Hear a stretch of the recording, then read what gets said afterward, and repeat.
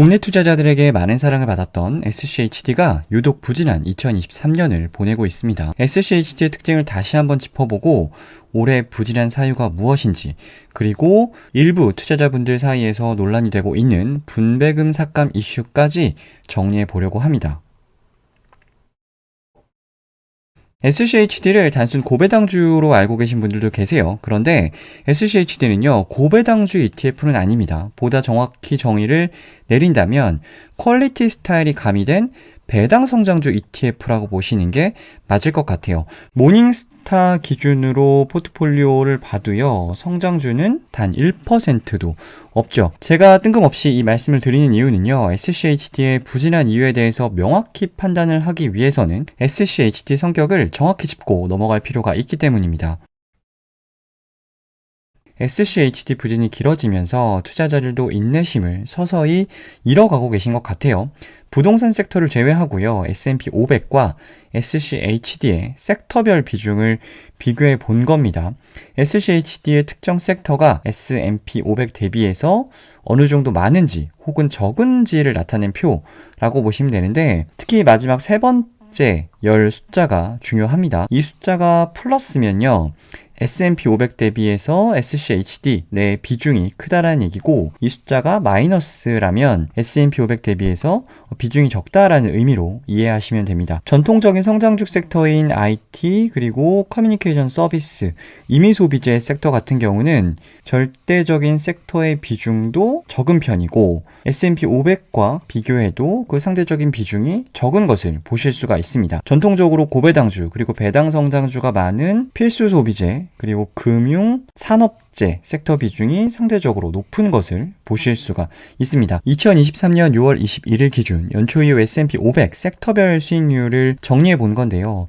성과가 가장 훌륭한 섹터 3개가 IT, 커뮤니케이션 서비스, 그리고 경기 소비재 3개 섹터입니다. 그냥 좋은 것이 아니고요, 압도적으로 좋죠. 참고로 섹터별 대표 종목은요, IT에는 마이크로소프트와 애플이 있고요, 커뮤니케이션 서비스에는 메타와 알파벳, 그리고 경기 소비재 섹터 내에는 그 테슬라와 아마존이 있습니다. 반대로 수익률이 부진한 섹터는 에너지, 유틸리티, 그리고 헬스케어, 금융이 있는데요. 수익률이 좋은 섹터와 수익률 차이가 거의 40%포인트가 납니다. SCHD와 S&P 500의 섹터별 비중을 비교한 표를 다시 보여드리면, 올해 가장 성과가 우수한 섹터인 IT, 경기소비재, 커뮤니케이션, 서비스 섹터는 모두 SCHD가 이 S&P 500 대비해서 비중이 적은 것을 볼 수가 있습니다.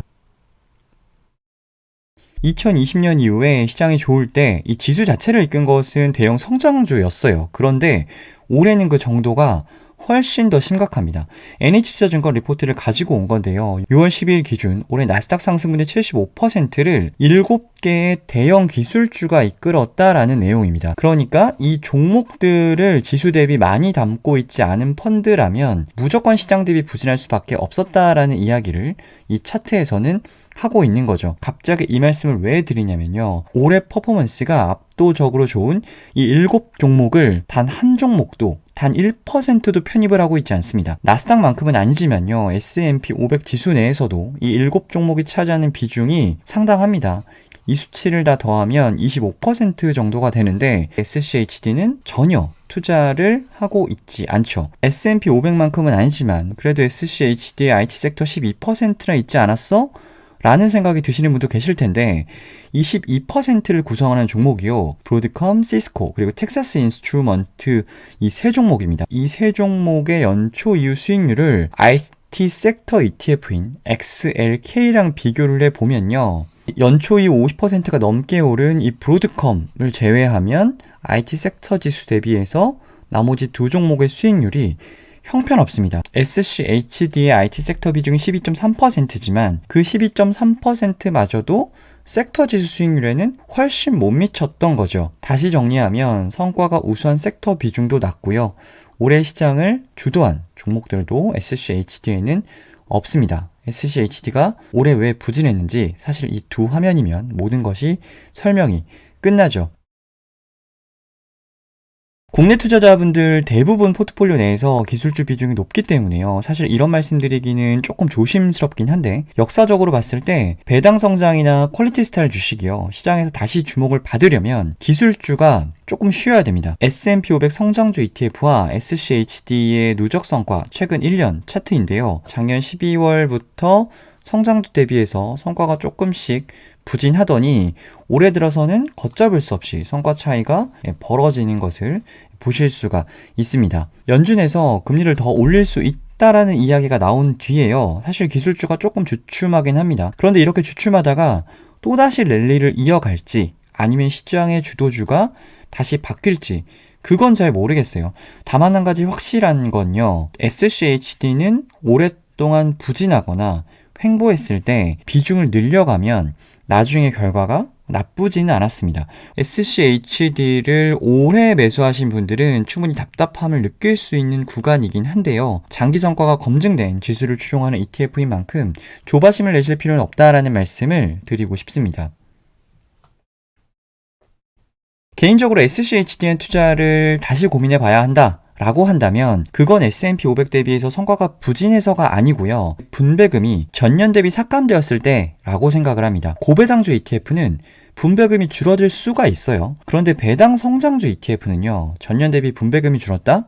이거 뭔가 잘못되었다라는 얘기입니다. 실제 상장 이후에 토탈 리턴 굉장히 훌륭한데 이 배당 성장주 ETF라는 본질에 걸맞게 단 한 번도 전년 대비 분배금이 삭감된 적이 없습니다. 전년 대비 분배금의 성장률도 매우 훌륭하죠. 그런데 최근 일부 투자자분들 사이에서 SCHD 분배금 삭감에 대한 노이즈가 조금 있는 것 같아서요. 제 의견을 덧붙여 보려고 합니다. 최근 10번 분배금 지급 현황인데요. 올해 3월 분배금이요. 지난 12월 분배금 대비해서 삭감이 되었고요. 가장 최근 분배금 지급인 6월 26일 분배금 지급 현황을 보면 전년 동기 분배금인 0.703에 비해서 줄어들었어요.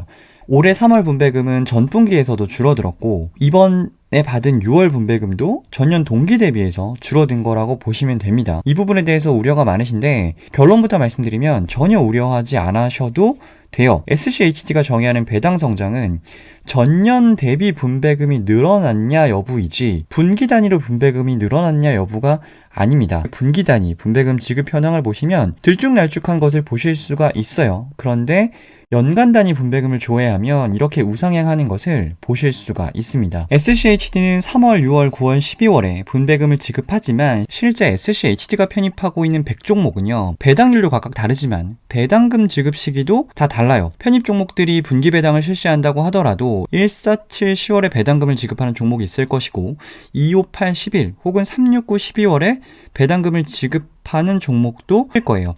게다가 SCHD는 종목이 고정이 아니고요. 매년 1회 종목 리밸런싱을 통해서 포트폴리오 일부가 바뀌지 않습니까? SCHD의 분배금은요, 결국 편입 종목의 배당금을 재원으로 나오는 것이기 때문에 편입 종목들의 배당금 지급 주기와 배당률이 달라지면 SCHD의 분배금 역시 분기마다 다를 수밖에 없습니다. 전년 동기 대비 분배금이 줄어든 사례는 찾아보니까 과거에도 있었어요. 지난 10년간의 분배금 지급 현황을요, 분기 단위로만 정리를 해본 건데요. 2017년 대비해서 2018년에 전년 동기 대비 분배율이 줄어든 사례가 있고요. 올해에 해당하죠.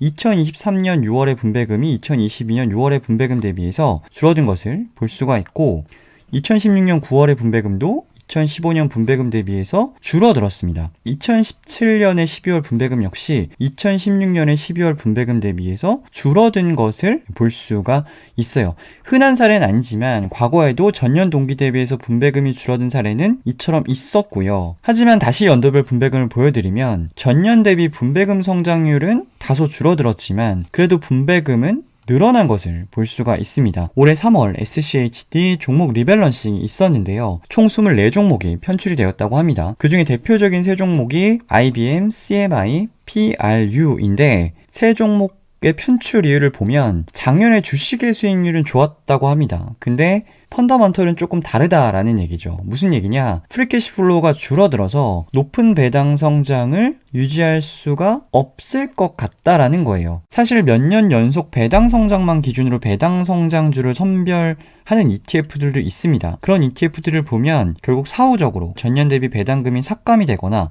혹은 동결이 된 종목들을 편출을 해내는데, 이 SCHD 같은 경우는 추가 정량적인 기준을 통해서 사전에 배당 삭감 혹은 배당 동결 가능성이 있는 종목들을 발라낸다라고 보시면 돼요.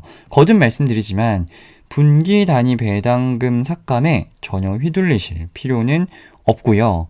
1년 동안 보유하신 다음에 전년 대비 분배금이 줄어들었다, 그때 걱정하셔도 늦지 않습니다. ETF 읽어주는 남자, 오늘은 여기까지입니다.